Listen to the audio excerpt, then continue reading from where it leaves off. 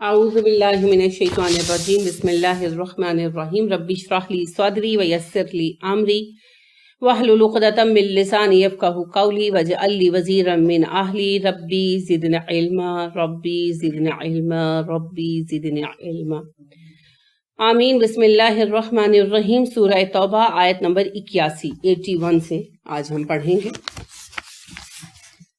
منافقین کا تذکرہ ہے اور ان کے متعلق احکامات ہے۔ تذکرہ ہم نے بقرہ میں بھی پڑھا منافقین کا، مگر وہاں احکامات ان سے متعلق رویے کے متعلق جو ہدایات تھی وہ مختلف تھی۔ بنیادی طور پر ہمیں کیا سکھایا گیا؟ فاعفوا واصفحوا حتی یاتی اللہ بامرہ، انہیں نظر انداز کرو، درگزر سے کام لو یہاں تک کہ اللہ تمہیں اس کے بارے میں فیصلہ عطا کر دے۔ اب آ کر جب مسلم معاشرہ مستحکم ہو گیا اور وہ وقت آیا جب بڑے محاذ پر انٹرنیشنل لیول پر کام شروع ہوا، تو ضروری امر تھا کہ جو اندرونی خرابیاں ہیں انہیں بھی ٹیکل کیا جائے تاکہ وہ بگاڑ پیدا نہ کر سکے۔ تو اس کے لیے پھر اب احکامات واضح ہونے شروع ہوئے۔ اللہ رب کریم نے ایک تو حکم دیا جاہد المنافقین، ان کے خلاف محاذ قائم کرو۔ اس پر ہم نے ڈسکس کیا کہ محاذ سے مراد یہ نہیں ہے کہ ہم خوریزی شروع کر دیں گے، انہیں کارنر کیا جائے، ان کا حوصلہ توڑا جائے، مورال ڈاؤن کیا جائے، معاشرے میں ان کو اہمیت نہ دی جائے۔ یہ نہیں ہے کہ ان کو گالیاں دی جائیں گی، یہ نہیں ہے کہ انہیں مارا پیٹا جائے گا، ان کو ویلیو نہیں کیا جائے گا، اپنے اہم مشوروں میں شریک نہیں کیا جائے گا، انہیں اپنے اہم کاموں میں آگے نہیں بڑھایا جائے گا، اہم مناصب ان کے حوالے نہیں کیے جائیں گے۔ کن کے حوالے نہیں کیے جائیں گے؟ ان لوگوں کے جو اپنے رویے سے مسلسل یہ بات ثابت کرتے ہیں کہ وہ دین کے ساتھ خوش نہیں ہیں، اطاعت کا رویہ نہیں ہے ان کا، ٹھیک ہے، یعنی بار بار عدم اطاعت ان سے ثابت ہوتی ہے، اور مشکل وقت میں ان کا ووٹ ہمیشہ دشمنوں کی طرف ہوتا ہے۔ تو ایسے لوگ پھر منافق ہیں۔ ہم مذہبی اعتبار سے ان پر کوئی وہ نہیں لگائیں گے فتویٰ، لیکن دنیاوی اعتبار سے ہم کیا کریں گے؟ ہم انہیں کارنر کریں گے، ٹھیک ہے۔ دیکھیں یہ ایک دنیاوی اعتبار سے بھی اصولی بات ہے کہ جو بندہ ہر مشکل وقت پر دشمن کی فیور میں بات کرے تو اس کے لیے مناسب نہیں سمجھا جاتا کہ اسے کوئی بڑی سیٹ دی جائے۔ تو اسلامی حکومت میں بھی یہی اصول چلے۔ دوسری اہم بات یہ بتائی گئی کہ جب ایک ایسا بندہ جس کا منافق ہونا نظر آتا ہو اور لوگوں کو اس کے متعلق ہو کہ یہ دل سے ہمارے ساتھ نہیں ہے، خیال ہو لوگوں کا، تو ایسے بندے کی نماز جنازہ رسول اکرم صلی اللہ علیہ وسلم نہیں پڑھیں گے، ٹھیک ہے۔ اب آپ صلی اللہ علیہ وسلم تو وفات پا چکے، تو اب پھر ہمارے جو علماء ہیں وہ نہیں پڑھیں گے۔ آخری جو آیات تھیں 79 اور 80، اس میں یہی پڑھا تھا کہ اللہ رب کریم نے ارشاد فرمایا کہ آپ ان کے لیے اگر 70 مرتبہ بھی استغفار کریں گے تب بھی اللہ رب کریم معاف نہیں فرمائے گا ان لوگوں کو۔ آگے چل گئی حکم اور بھی واضح ہو جائے گا، ٹھیک ہے۔ اللہ رب کریم نے وضاحت کے ساتھ منع کر دی ہے، کبھی بھی آپ ان کی نماز جنازہ میں کھڑے نہیں ہوں گے، یہ بھی 1-2 آیتوں کے بعد ہی یہ موضوع شروع ہوگا۔ تو پھر اس میں یہ ایک اہم بات ڈال دی گئی کہ ایسے لوگ جن کا کردار مشکوک ہے وفاداری کے اعتبار سے، ان کی نماز جنازہ میں صلحاء شریک نہیں ہوں گے۔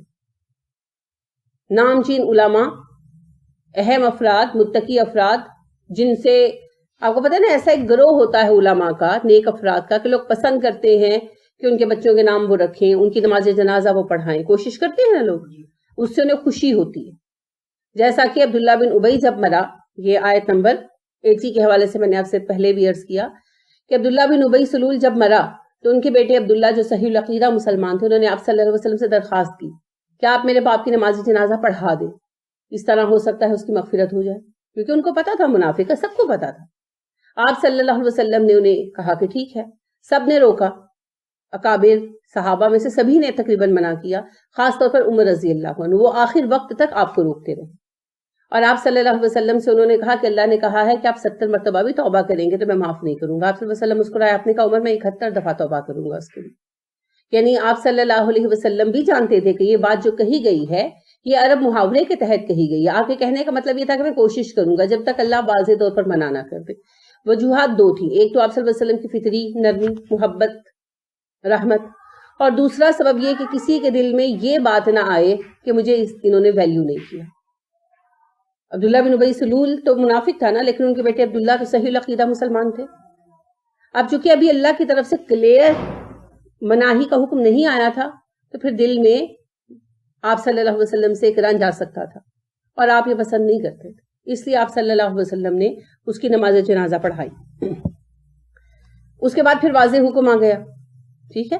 اب آپ دیکھیے کہ ہر زمانے میں، ہر ملک میں، ہر شہر میں، ہر علاقے میں کچھ افراد ایسے ہوتے ہیں جن سے لوگوں کا محبت کا رشتہ ہوتا ہے، دین کی بنا پر، تقویٰ کے بنا پر، علم کے بنا پر.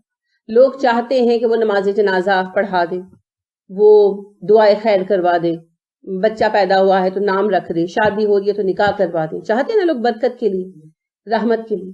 تو ایسے جو ہمارے منفرد افراد ہیں، ہمارے نمایاں ممتاز لوگ ہیں، ان کو روک دیا گیا قیامت تک کے لیے کہ ایسے لوگوں کی وہ پھر نماز جنازہ میں بھی شریک نہیں ہوں گے، ان کے کاموں میں بھی شریک نہیں ہوں گے، تاکہ ان کے بارے میں کلیئر ہو جائے کہ ان کا سٹیٹس عام مسلمانوں سے نیچے ہے، کیونکہ وہ منافق رہے ہیں.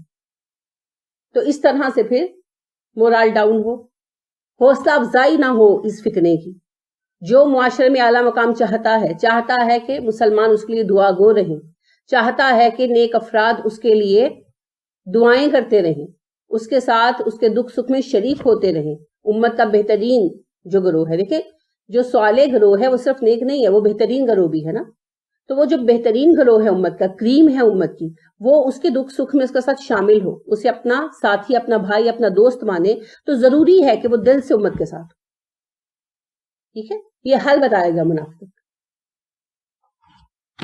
لہٰذا اللہ نے ارشاد فرمایا مزید آگے، فریحا خوش ہو گئے.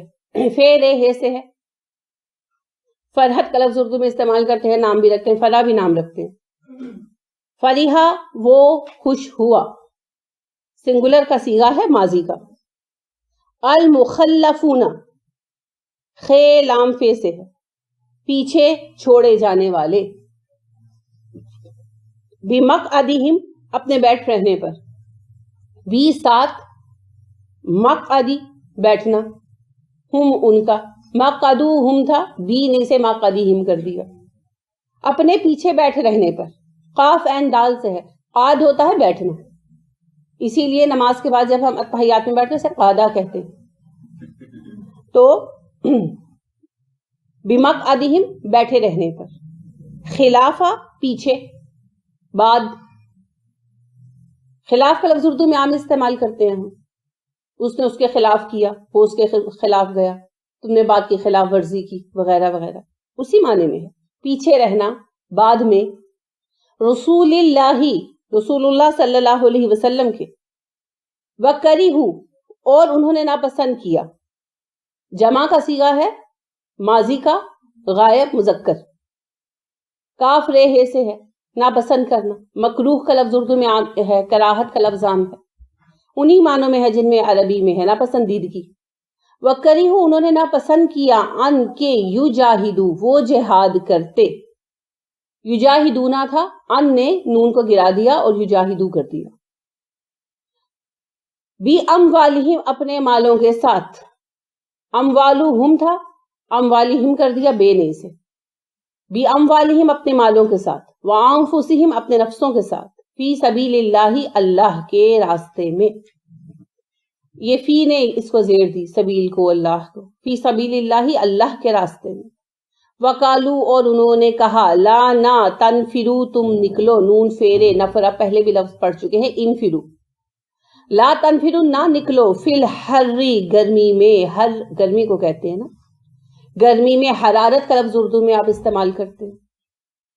کل کہہ دیجئے، نارو آگ، جہنما جہنم کی، اشد زیادہ شدید ہے، زیادہ سخت ہے، حرن گرمی کے اعتبار سے. جہنم کی آگ کی گرمی زیادہ شدید ہے. لو کاش کانو ہوتے وہ، یفقہون وہ سمجھنے والے.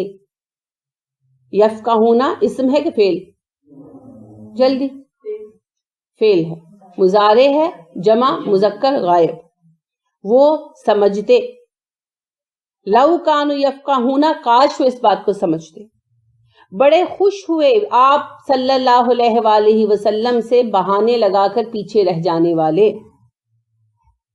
وہ لوگ جو پیچھے بیٹھے رسول کو چھوڑ کر وہ بڑے خوش ہوئے اپنے پیچھے بیٹھے رہنے پر، اور انہوں نے اپنی جان و مال کے ذریعے اللہ کی راہ میں جہاد کرنے کو پسند نہیں کیا، اور انہوں نے کہا دوسروں سے بھی لا تنفروا فی الحر، اتنی گرمی کے موسم میں سفر پر مت نکلو، جنگ پر مت نکلو، ان سے کہہ دیجئے جہنم کی آگ کی گرمی اس سے کہیں زیادہ ہے۔ کاش اس بات کو یہ لوگ سمجھتے۔ 2 جرم بتائے گئے۔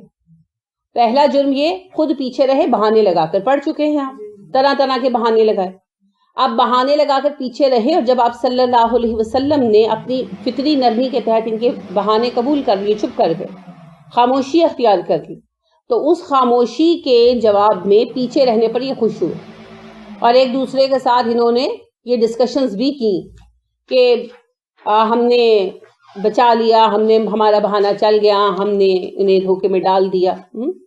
تو یعنی ایک تو نبی کریم صلی اللہ علیہ وسلم کو دھوکہ دینے کی کوشش کی۔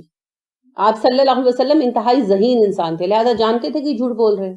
دوسری بات یہ کہ اللہ کریم خود بتانے والا ہے، آپ صلی اللہ علیہ وسلم کو پورا پتا تھا جھوٹ بول رہے ہیں، تو ایک تو آپ کو دھوکہ دیا، کوشش کی نا دھوکہ دینے کی۔ آپ دیکھیے کتنا بڑا گناہ ہے نبی کو دھوکہ دینا۔ اور پھر اس کے بعد یہ کہ جب آپ صلی اللہ علیہ وسلم نے چشم پوشی کی کہ چلو اوکے لیٹ دیم گو، تو پھر جا کر خوش ہوئے اس بات پر، اور مسلمان گئے، ایک عظیم فتح حاصل کر کے آئے۔ انہیں اس کی خوشی نہیں تھی، انہیں اس بات کی خوشی تھی کہ ہمیں جانا نہیں پڑا، ہمیں مشقت میں نہیں پڑنا پڑا، ٹھیک ہے۔ اور پھر دوسرا یہ کہ خود نہیں گئے تو دوسروں کو بھی روکتے رہے کہ اتنی گرمی ہے، اتنا شدید گرمی کا موسم ہے، ایسے سفر پر مت جاؤ۔ بہت گرمی تھی، جب تبوک کا وقت تھا نا تو فصلوں کی کٹائی کا زمانہ تھا، تو جولائی اگست کے مہینے ہوں گے نا، شدید گرمی تھی، کھجوریں پکی پڑی تھی۔ تو ایک مسئلہ تو یہ تھا کہ ظاہرہ مرد حضرات چلے جاتے تو فصل ضائع ہو سکتی تھی، بچے پیچھے پتہ نہیں ویسے اتار سکتے نہ اتار سکتے، یہ بھی ایک امتحان تھا، تیار فصلیں چھوڑ کر گئے۔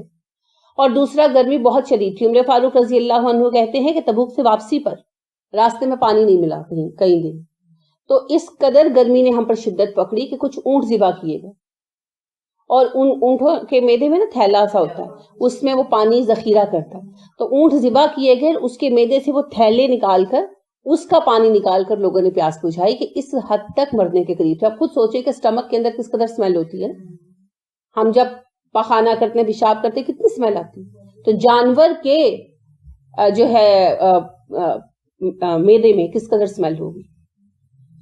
اور ظاہری بات ہے کہ اگر تھوڑا سا وقت زیادہ گزر گیا ہو، جیسے وامٹ آتی ہے، اگر کھانے کے فوراً بعد وامٹ آ جائے تو اس میں اتنی اسمیل نہیں ہوتی، لیکن تھوڑا ٹائم گزر گیا ہو، پروسیس آگے بڑھ چکا ہو تو اسمیل زیادہ ہوتی ہے نا، ایسے ہوتا ہے۔ تو اب ظاہری بات ہے کہ انسانوں نے اگر کئی دنوں سے پانی نہیں پیا تھا تو اونٹوں کو بھی نہیں ملا تھا، تو کئی دنوں کا ذخیرہ شدہ پانی تھا نا، تو اس میں کتنی اسمیل ہوگی، مگر وہ بھی انہوں نے پی لیا، پیاس کی شدت کا یہ عالم تھا۔ تو ایسی شدید آزمائش سے گزرنا پڑنا تھا، نظر آ رہا تھا، تو انہوں نے کہا کہ گرمی بہت ہے تو مت جاؤ۔ دوسری ریزن بھی پیش کی، لہذا حدیث میں وضاحت سے ملتا ہے کہ انہوں نے کہا کہ تمہاری فصلیں تباہ ہو جائیں گی، پیچھے سے کون دیکھے گا، تو اس بات کو اللہ نے نہیں اٹھایا، کیونکہ مال کی قربانی دینا پھر بھی نسبتاً آسان ہے، لیکن جان پر سختی جھیلنا یہ بہت مشکل۔ وہ کہتے ہیں محاورے میں کہ باندری دے پیر سڑن تو بھی بچہ پیراں تھلے لے لیندی، یعنی کہ اپنی جان اتنی عزیز ہوتی ہے کہ انسان اپنا اولاد بھی قربان کرنے پر تیار ہو جاتا ہے۔ تو جان کی محبت فطرت میں ہے، ہر انسان کی فطرت میں ہے۔ تو اللہ رب کریم نے اسی لیے جان ہی کی بات کی کہ سفر کی گرمی کی بات کرتے ہیں کہ اتنی گرمی میں اتنے طویل سفر پر مت نکلو، تو انہیں بتاؤ کہ اگر نہیں نکلو گے تو سزا پاؤ گے۔ اور دوسری بات یہ ہے کہ یہ جو تمہارا جانا ہے تمہارے گناہوں کی معافی کا سبب بنے گا۔ شہید کا ہر گناہ معاف ہوتا ہے، سوائے قرض کے ہر گناہ معاف ہے، اور جو بحری اور بدی شہید ہو اس کا تو قرض بھی معاف ہے۔ رسول اکرم صلی اللہ علیہ وسلم نے فرمایا کہ شہید کا خون کا قطرہ زمین پر گرنے سے پہلے اس کی مغفرت کر دی جاتی ہے، اور جو جنگ میں شریک ہوتے ہیں غازی، ان کے لیے بھی وہی مقامات ہیں، کیونکہ وہ گئے تو اسی لیے تھے کہ جان داؤ پہ لگا کر مرنے کے لیے۔ اب یہ تو اللہ کی سلیکشن ہے، کس کو شہادت ملتی ہے کس کو نہیں۔ اسی لیے رسول اکرم صلی اللہ علیہ وسلم نے فرمایا جو شہادت چاہتا ہے اسے شہادت ضرور ملتی ہے، خواہ وہ بستر پر ہی کیوں نہ مرے، کہ یعنی اس نے کوشش تو کی، اب باقی تو یہ اللہ کی رضا ہے۔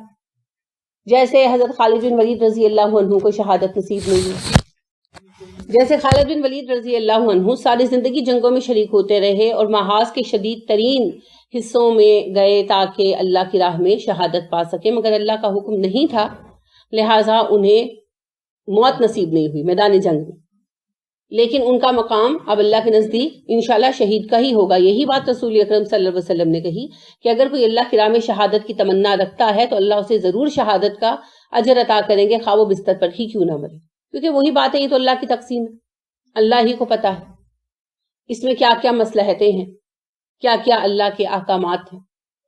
اب اللہ رب کریم کی طرف سے یہ فیصلے ہوتے ہیں کہ کون جنگ میں کام آئے گا، کون زندہ رہے گا، لیکن جو گیا اس کے جانے کا اجر بھی وہی ہے۔ تو لہٰذا جنگ میں شریک ہونے والا شہید ہو یا غازی، دونوں ہی کے لیے یکساں کامیابی اللہ رب کریم کی طرف سے۔ تو جو اس سفر میں جاتے اجر پاتے، کیونکہ رسول اکرم صلی اللہ علیہ وسلم نے فرمایا نا کہ مجاہد جو سواری استعمال کرتا ہے اس سواری کا دانا، کھانا پینا، حتیٰ کہ اس کا پیشاب اور لید وغیرہ بھی جو ہے وہ نامہ اعمال میں تلے۔ اور آپ صلی اللہ علیہ وسلم نے یہ بھی ارشاد فرمایا کہ دو آنکھوں کو جہنم کی آگ نہیں پہنچے گی، ایک وہ آنکھ جو تنہائی میں اللہ کے خوف سے روئے، اور دوسری وہ آنکھ جو اللہ کی راہ میں پہرا دیتے ہوئے جاگے۔ کہ یعنی جو مجاہدین جہاد پر جاتے ہیں پھر ان کی ڈیوٹیاں لگتی ہیں نا، جیسے آپ دیکھیں حدیبیہ میں بھی رات کے وقت حضرت خالد ابھی مسلمان نہیں ہوئے تھے تو انہوں نے حملہ کرنا چاہا مسلمانوں پر، تو آپ صلی اللہ علیہ وسلم نے رات کے پہرے کا انتظام کیا ہوا تھا، تو سب گرفتار ہو گئے تھے، آپ نے حدیبیہ کے تذکرے میں پڑھا۔ پھر رسول اکرم صلی اللہ علیہ وسلم نے صبح ان کو آزاد کر دیا، اس وجہ سے کہ آپ چاہتے تھے صلح ہو جائے۔ تو لہٰذا جو اللہ کی راہ میں پہرے دے رہے ہیں حفاظت کے لیے، ہماری افواج پاکستان بھی اسی میں شامل ہے، جو اس وجہ سے پہرے دے رہی ہے کہ مسلمانوں کے جان و مال کی حفاظت ہو، اسلامی مملکت ہے، یہاں کے رہنے والوں کی جان و مال کی حفاظت ہو، وہ سب اس میں شامل ہے۔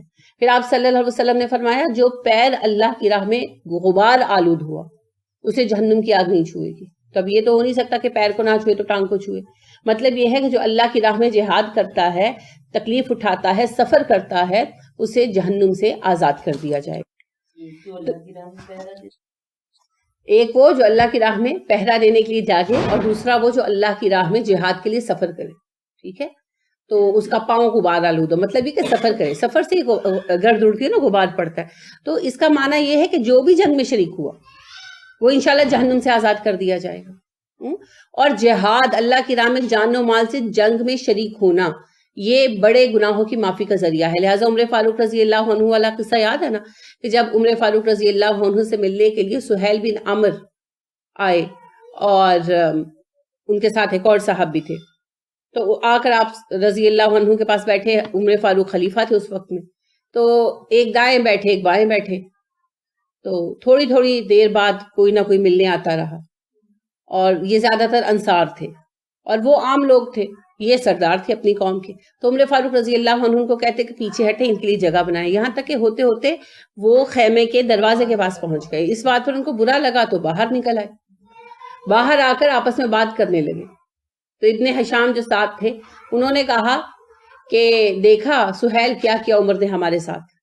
تو سہیل بن عمر نے کہا کہ غلطی ہماری ہے، جب دین ہم پر پیش کیا گیا تھا تب ہم نے اسے قبول نہیں کیا۔ اب آپس میں بات چیت کر کے یہ واپس آئے عمر فاروق رضی اللہ عنہ کے پاس، اور سہیل بن عمر نے کہا کہ امیر المومنین ہم جانتے ہیں آپ نے جو کچھ ہمارے ساتھ کیا وہ ہماری غلطی کی بنا پر تھا، مگر کیا اب اس کا کوئی کفارہ ہو سکتا ہے؟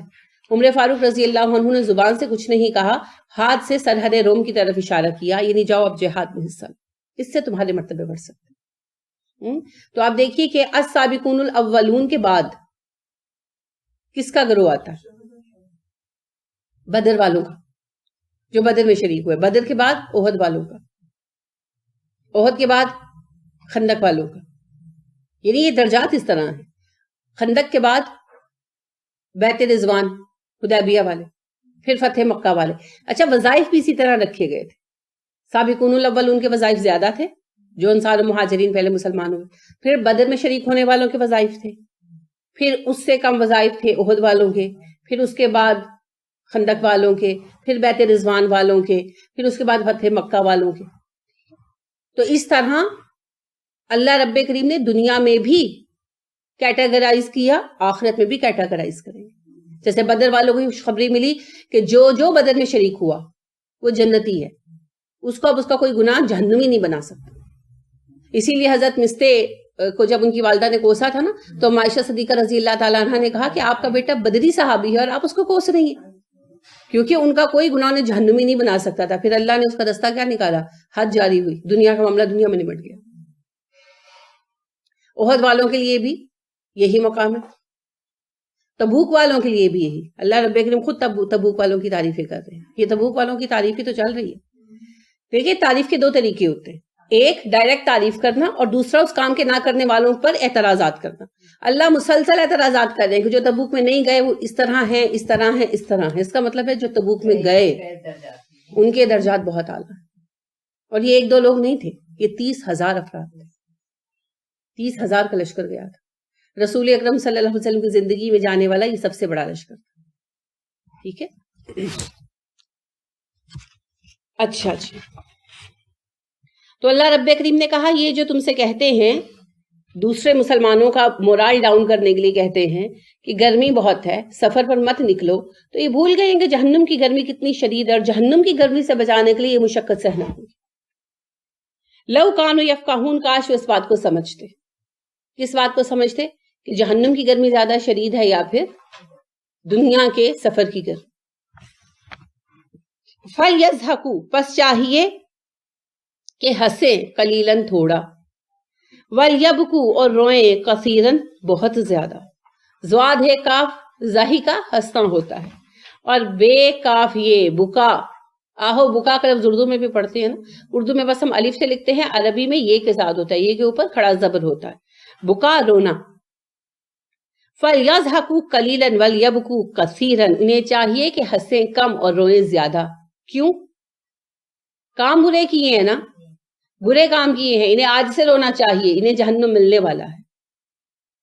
یہ استغفار کے لیے رونا نہیں کہا جا رہا. استغفار تو کر لیں پھر تو بخشے جائیں. منافق استغفار کرے گا تو بخشا جائے گا، بخشا جائے گا. اگر اپنی اصلاح کرے، منافقت چھوڑ دے تو پھر وہ بھی معاف ہو جائے گی. یہاں تنزن کہا جا رہا ہے کہ اب ان کے رونے کا وقت قریب آ رہا ہے. خوش ہو رہے تھے نا اس بات پر، چھپ کر بھی اور آپس میں مل کر اکٹھے ہو کر بھی خوش ہو رہے تھے کہ یہ سارے تو گئے اتنی گرمی میں سفر پر، اور اوپر سے ان کو یہ بھی توقع تھی نا کہ واپس نہیں آئیں گے، روم والوں کے ہاتھوں مارے جائیں گے. تو یہ خوشیاں منا رہے تھے، ہم بچ گئے. تو اللہ نے کہا نہیں، خوشیاں مت منائیں، ان کو چاہیے روئیں بیٹھ کر. جو انہوں نے کرتوت کیا ہے وہ اس لائق ہے کہ ان کو رونا چاہیے. جزاءً، بدلہ ہے، بما، اس کا جو کانو تھے وہ یکسبونا، کماتے. بدلہ ہے یہ ان کی کمائیوں کا. دو معنی ہو سکتے ہیں. ایک یہ کہ انہیں کم ہنسنا اور زیادہ رونا چاہیے اس لیے کہ انہیں اپنے اعمال کا بدترین بدلہ ملنے والا ہے، جہنم. اور دوسرا معنی یہ ہو سکتا ہے کہ انہیں کم ہنسنا اور زیادہ رونا چاہیے اس لیے کہ ان کی منافقت کا یہ بدلہ ملا کہ جب مقامات پانے کا وقت آیا، جب سبقت کرنے کا وقت آیا، یہ پیچھے رہ گئے. ٹھیک ہے، منافقت آگے نہیں بڑھنے دیتی. تو دونوں ہی معنی صحیح ہیں. بعض نے ایک معنی لیے، بعض نے دوسرے معنی لیے. دونوں ہی معنی یہاں پر درست ہیں، کیونکہ ان کی منافقت ہی نے انہیں دین میں سبقت کرنے سے روکا. اگر یہ تبوک جیسے موقع پر قوم کے ساتھ ہو جاتے تو ممکن تھا کہ ان کے پچھلے سابقہ سب گناہ معاف کر دیے جاتے. دوسری بات یہ ہے کہ جب یہ پیچھے رہ گئے تو اب جہنم کے ان کے لیے لازم ہو گیا. تو دونوں ہی معنی ہیں. اچھا، یہاں پر انما الاعمال بالنیات بھی بہت ضروری ہے. ٹھیک ہے، لہٰذا منافقین کا گروہ ساتھ بھی تو نکلا تھا. بالکل، جو پیچھے رہا، رسول اکرم صلی اللہ علیہ وسلم کے قتل کی سازش کی، سب کچھ کیا، تو ساتھ نکلا، سفر کیا. وہی مشقتیں اٹھائی نا جو صحابہ کرام رضی اللہ عنہم علیہم اجمعین نے اٹھائی، مگر لشکر میں ہونے کے باوجود ایک بھی بشارت ان کے لیے نہیں. فائن، پھر اگر رجعک، لوٹا لایا اللہ تجھ کو، اللہ رجعک اللہ، اللہ تجھے لوٹا. فائن، پھر اگر رجعک اللہ، لوٹا کر لے آیا تجھ کو اللہ، الی طائفتن، ایک گروہ کی طرف، منہم، ان میں سے، فاستأذنوک، اور پھر انہوں نے اجازت مانگی آپ سے، پھر استاذنو، انہوں نے اجازت طلب کی، کا تجھ سے، للخروج، نکلنے کے لیے، فقل تو کہہ دیجئے لن ہرگز نہیں تخرجو تم نکلو گے معیہ میرے ساتھ ابدن کبھی بھی ولن ہرگز نہیں تقاتلو تم جنگ کرو گے معیہ میرے ہمراہ عدوون دشمنوں کے ساتھ۔ اے نبی صلی اللہ علیہ وسلم پھر اللہ کریم جب آپ کو لوٹا کر لے آئے مدینہ واپس ان کے گروہ کے پاس اور کسی جنگ میں یہ آپ سے آ کر ہمراہ نکلنے کی اجازت طلب کریں تو ان کو وضاحت سے کہہ دیجئے تم میرے ساتھ کبھی بھی محاذ پر نہیں نکلو گے اور تم کبھی بھی میرے ساتھ جنگ میں شریک نہیں ہوگے۔ یہ ہے سزا کہ جنہوں نے بہانے بازیاں کر کے تبوک میں شرکت نہیں کی۔ اب جب آپ صلی اللہ علیہ وسلم مدینہ واپس تشریف لے آئیں گے، اللہ نے کہا اگر آپ کو لوٹا لایا، یعنی لوٹانا تو شرطیہ تھا، یہ آزمائش کی بات تھی، ٹھیک ہے۔ تو اللہ رب العالمین نے کہا جب آپ صلی اللہ علیہ وسلم واپس آ جائیں مدینہ، تب یہ آپ صلی اللہ علیہ وسلم کی کامیابی سے ڈر جائیں گے نا، کیونکہ آپ صلی اللہ علیہ وسلم ایک سپر پاور کے مقابل میں کامیاب ہو جائیں گے، انٹرنیشنل لیول پر مسلمانوں کا ایک مقام بن جائے گا۔ اب کوئی چھوٹی موٹی جنگ شروع ہوتی ہے تو اس میں ہی آتے ہیں نمبر بنانے کے لیے کہ جی ہم بھی چلتے ہیں، تو انہیں کو نہیں، آئندہ تم کبھی کسی محاذ پر میرے ساتھ نہیں چلو گے، علل اعلان منع کر دو، کہ نہیں جنہوں نے بہانے کی، ٹھیک ہے۔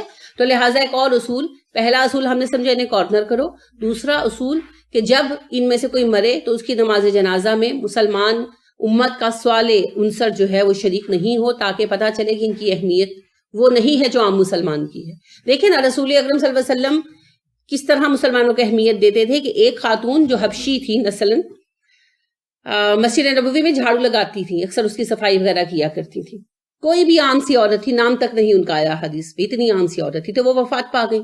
صحابہ کرام رضی اللہ عنہم علیہم اجمعین نے تدفین کر دی نماز جنازہ پڑھا کر۔ آپ صلی اللہ علیہ وسلم نے دیکھا کہ کچھ دن وہ نہیں آئی تو پوچھا کہ وہ خاتون آیا کرتی تھی، وہ آئی نہیں، تو لوگوں نے کہا کہ جی اللہ کے نبی صلی اللہ علیہ وسلم وہ تو وفات کر گئی۔ آپ نے کہا تم لوگوں نے مجھے بتایا بھی نہیں۔ انہوں نے کہا جی ہم نے کہا کہ ان کے لیے آپ کو کیا تکلیف دے۔ آپ صلی اللہ علیہ وسلم نے فرمایا ایسا مت کیا کرو، میری نماز تمہارے قبر کے اندھیروں کو دور کر دیتی ہے، نماز جنازہ میں میرا شریک ہونا تمہارے قبر کے اندھیروں کو دور کر دیتا ہے، تو لہٰذا مجھے اطلاع دیا کرو۔ تو پھر آپ صلی اللہ علیہ وسلم کی قبر پر تشریف لے گئے اور آپ صلی اللہ علیہ وسلم نے ان کے لیے نماز بھی پڑھی، نماز جنازہ جو ہے آپ صلی اللہ علیہ وسلم نے ان کے لیے پڑھی۔ تو آپ دیکھیے کہ آپ صلی اللہ علیہ وسلم اتنی فکر کرتے تھے، اور کسی مسلمان کے لیے آپ صلی اللہ علیہ وسلم کا نماز جنازہ پڑھا دینا گویا کہ اس بات کی ہمارے لیے ایک یقینی دلیل ہے کہ اس کی مغفرت ہوئی۔ جیسے نجاشی رضی اللہ عنہ کو یہ ایک خاص مقام ملا کہ رسول اکرم صلی اللہ علیہ وسلم نے ان کی موت کی اطلاع مدینہ میں اسی دن دے دی جس دن وہ فوت ہوئے، اور آپ صلی اللہ علیہ وسلم نے کہا اپنے بھائی کی نماز جنازہ کے لیے اٹھو اور غائبانہ نماز جنازہ پڑھائی۔ ابھی دیکھیں گے اسما رضی اللہ عنہ ان کا نام تھا، نجاشی ان کا ٹائٹل تھا، تو نجاشی رضی اللہ عنہ جو ہے ان کے لیے کتنا بڑا ایک مقام تھا نا کہ رسول اکرم صلی اللہ علیہ وسلم نے ان کی میت سامنے نہ ہوتے ہوئے بھی ان کے لیے نماز جنازہ پڑھائی۔ تو یہ آپ صلی اللہ علیہ وسلم کی محبت تھی، یہ آپ صلی اللہ علیہ وسلم کا پیار تھا۔ اب کسی کی نماز جنازہ کے لیے آپ شریک نہیں ہوتے تو اس کا مطلب ہے کہ وہ عام مسلمانوں والی اہمیت نہیں رکھتا، عامت المسلمین والی اہمیت بھی نہیں رکھتا، خاص تو چھوڑ ہی دے۔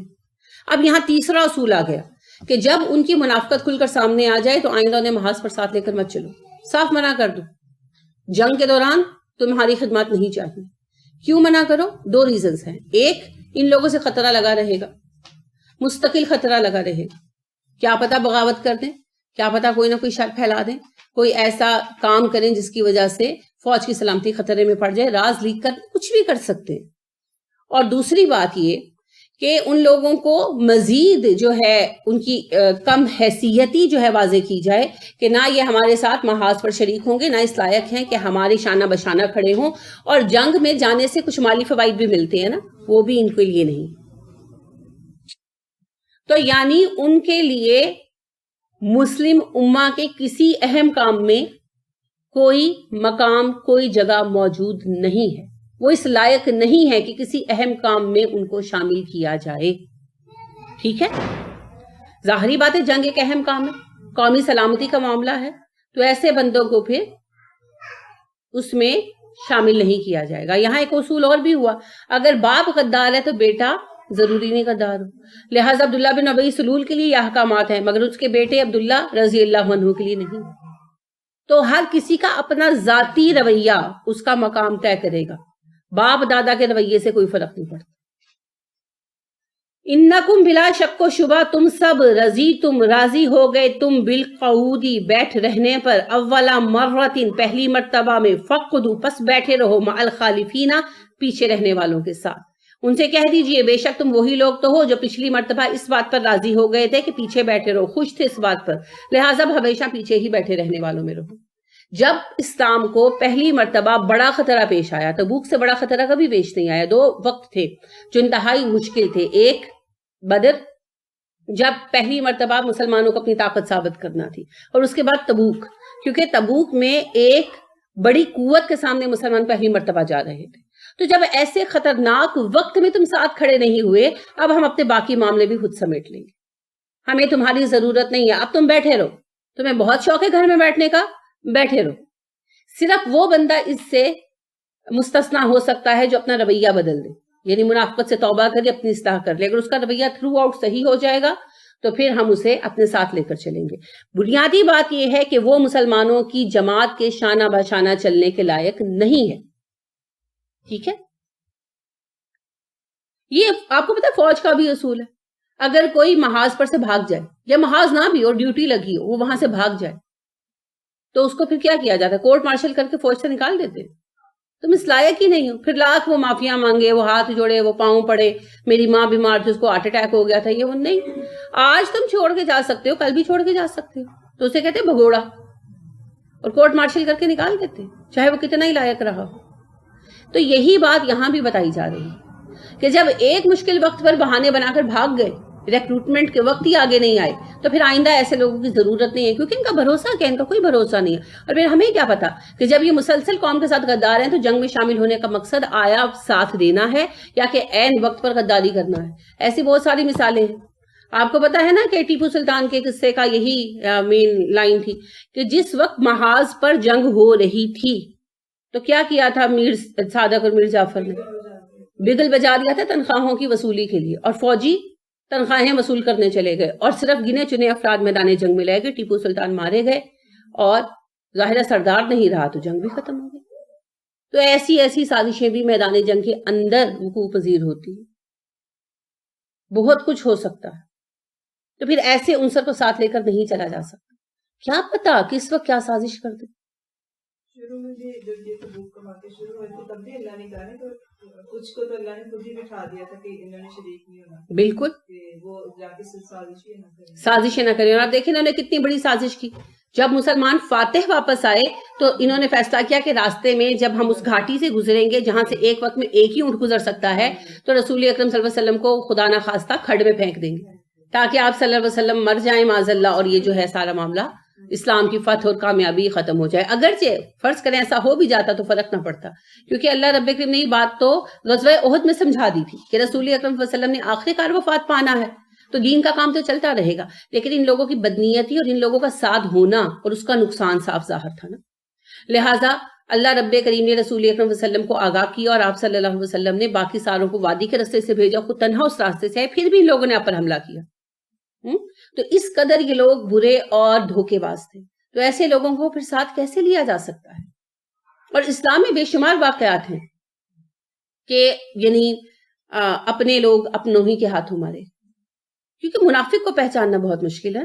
حضرت علی رضی اللہ عنہ دیکھیں, ایک خارجی کے ہاتھوں مارے گئے. منافق یہ نا وہ ہماری قوم کے غدار ہی ہیں, اور کون ہے خارجی. اسی طرح حضرت عثمان رضی اللہ عنہ سازش کا شکار ہو کر خود دارالخلافہ میں شہید کر دیے گئے. عمر فاروق رضی اللہ عنہ کو بھی جو ہے اسی طرح دھوکے سے شہید کیا گیا. تو یہ چیزیں ہمیشہ نہیں. حضرت حسن رضی اللہ عنہ کو زہر دے دیا گیا, حسین رضی اللہ عنہ کو بھی سازش کا شکار کر کے شہید کر دیا گیا. یعنی تھرو آؤٹ جو ہے یہ سازشیں کام کرتی رہی اندر اندر. تو آستین کے سانپ سے بچنا زیادہ مشکل ہے. جو سانپ سامنے ہے وہ تو نظر آئے گا. تو اسی لیے اللہ رب کریم نے کہا کہ آئندہ جو لوگ شریک نہیں ہوئے نا وہ بہت اچھا ہوا, وہ کلیئر ہو گئے, بہانے بنا کر کلیئر ہو گئے. ان کو آئندہ ساتھ ہی نہیں لے کر چلنا, ان سے تو جان چھڑاؤ. ولا نہ تسلی, تم نماز جنازہ پڑھنا. اب یہ واضح حکم آ گیا. پہلے تو اللہ رب کریم نے غیر واضح الفاظ میں کہا نا کہ تم ان کے لیے استغفار کرو یا نہ کرو, 70 مرتبہ بھی کرو مغفرت نہیں ہوگی. اب رسول اللہ صلی اللہ علیہ وسلم استغفار کیسے کرتے تھے؟ زندہ کے لیے دعائے مغفرت کرتے تھے, اور مردہ کے لیے نماز جنازہ. نماز جنازہ میں جو ہے وہ رکوع ہیں, سجدے ہیں, کیوں نہیں ہے؟ کیونکہ صرف جو ہے نا با جماعت استغفار ہے، سارے مسلمان اکٹھے ہو کر استغفار پڑھتے ہیں کہ اس بندے کو بخش دے. ہمارے بدقسمتی سے لوگوں کو جنازے کی دعائیں بھی نہیں آتی.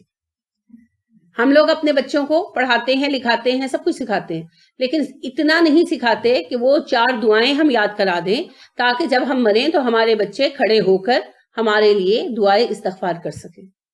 ہم کہتے ہیں کوئی گل نہیں، امام پڑھے گا تو پیچھے آمین آمین کہہ لو. ہر بندے کی دعا اہمیت رکھتی ہے، اور اس کی اتنی اہمیت ہے کہ رسول اکرم صلی اللہ علیہ وسلم نے فرمایا جس کی نماز جنازہ میں 40 موحد لوگ شریک ہو گئے، اللہ ان کی سفارش مرنے والے کے حق میں ضرور قبول کرے.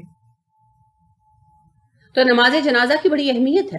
اسی لیے اگر کوئی صالح کسی کی نماز جنازہ پڑھائے تو یہ بات بڑی قابل ذکر ہوتی ہے. اگر کسی کی نماز جنازہ میں لوگوں کی بڑی تعداد جمع ہو تو یہ بات بڑی قابل ذکر ہوتی ہے. جس کی نماز جنازہ رسول اکرم صلی اللہ علیہ وسلم نے پڑھائی بڑی قابل ذکر بات ہے. آپ کو پتا ہے عبدالرحمن بن عوف رضی اللہ عنہ نے جب وفات پائی تو امہات المومنین نے کہا صحابہ سے کہ ان کی نماز جنازہ مسجد نبوی میں پڑھائیں تاکہ ہم بھی نماز جنازہ میں شریک ہوں. یہ اعزاز عبدالرحمن بن عوف کے سوا کسی کو بھی حاصل نہیں ہوا.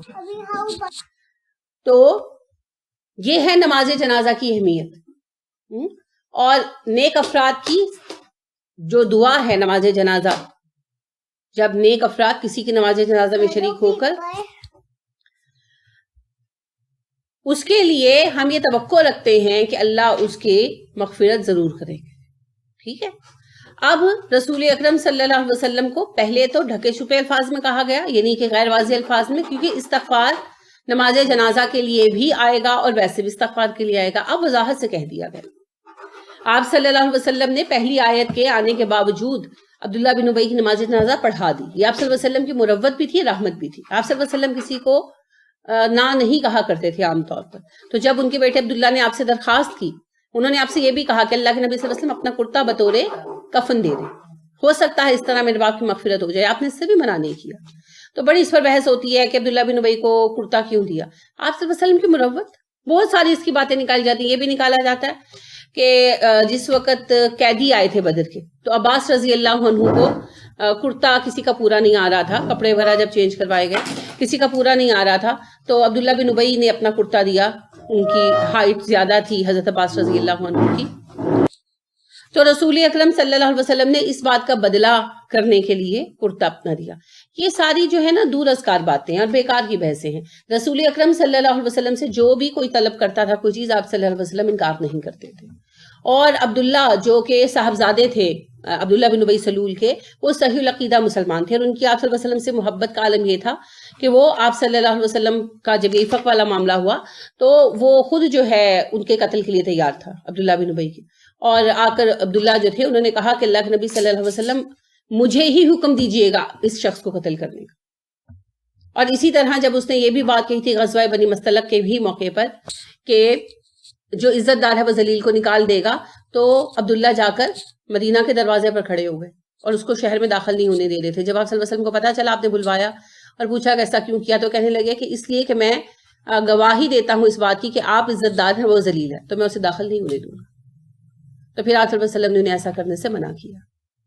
تو اس قدر جانثاری تھی ان کی اس پر. رسول اکرم صلی اللہ علیہ وسلم تو بہت قدردار انسان تھے، تو آپ صلی اللہ علیہ وسلم نے ان کی درخواست کو شرف قبولیت عطا کیا. اس کے لیے کوئی دور ازکار دلیلیں لانے کی ضرورت نہیں ہے. تو آپ کا اعلیٰ اخلاق تھا. کیسے بدترین شخص کے لیے جس نے آپ صلی اللہ علیہ وسلم پر ایسے ایسے الزامات لگائے، آپ کو اپنی پیاری بیوی کے حوالے سے ایسی اذیت پہنچائی، اس کے لیے بھی آپ صلی اللہ علیہ وسلم کا اخلاق اتنا اعلیٰ تھا کہ آپ نے اسے اپنا پہنا ہوا لباس بھی بطور کفن دیا کہ چلو اگر اس کی وجہ سے بخشش ہوتی ہے تو ہو جائے. اب دوسری طرف اس میں ایک بات یہ ہے کہ اس سے بھی بخشش نہیں ہوئی ہے نا، اللہ نے وضاحت کے ساتھ منع کر دیا. تو لہٰذا پھر بخشش کا انحصار اعمال پر. تو لہٰذا اللہ نے وضاحت سے منع کرتے ہوئے کہا وَلَا تُصَلِّ، آپ نماز جنازہ نہیں پڑھیں گے، عَلَىٰ أَحَدٍ، کسی ایک پر. نماز جنازہ کیوں کہا؟ تو صلی کا مطلب تو ہے آپ صلاح نہیں پڑھیں گے، نماز نہیں پڑھیں گے. عَلَىٰ أَحَدٍ، کسی ایک پر. تو کسی پر جو پڑھی جاتی ہے وہ نماز